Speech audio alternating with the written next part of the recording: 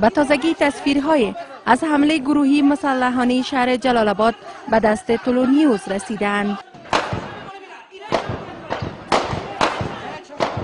این تصویرها نشان می‌دهند انتحار کننده که لباس نظامی به تن دارد به نمایندگی کابل بانک هجوم می‌برد و بر غیر نظامیان که زنان و کودکان نیز در میانشان هستند گلوله‌باری می‌کند.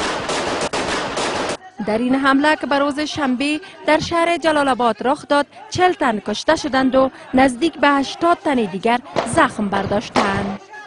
مقام ها در ولایت ننگرهار می گویند که بیشتر کشته شدگان و زخمیان این رویداد غیر نظامیان هستند. انتحار کننده ای که پس از گلوله‌باری بر غیر نظامیان از سوی نیروهای امنیتی ولایت ننگرهار بازداشت شد می گوید که از کشتن مردم لذت می برد.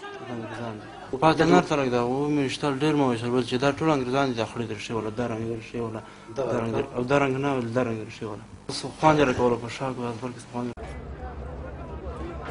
شماری از عالمان دین این عمل را به شدت نکوهش می کنند و این کار را مغایر آموزه های اسلام می دانند.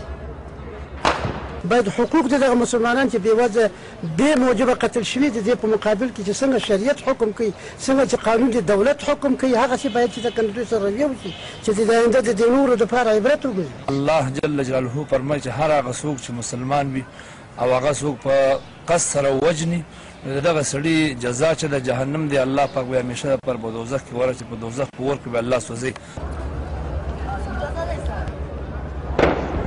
از سوی هم فرمانده پلیس ننگرهار از نهادهای عدلی و قضایی می خواهد تا این مرد مهاجم را که بازداشت شده است به اعدام محکوم کنند.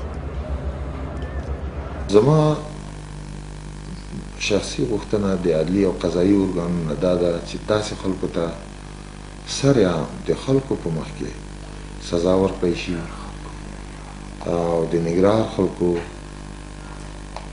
خواهش هم دغه ده چې دی سرعام راوباسلی شي عدلی او قضایي ارګانونه د ده په مورد باندې فیصله وکړي او د ده هغه سزا چې عدلی او قضایي ورکوي هغه د خلکو په مخ کې وي تر څو د نورو لپاره عبرت وګرځي. این در حالی است که در یک ماه اخیر در حمله های انتحاری طالبان در کابل، کندهار، خوست، ننگرهار و کندز در حدود 120 تن که بیشترشان غیر نظامیان بودند کشته شدند و نزدیک به 200 تن دیگر زخم برداشتند.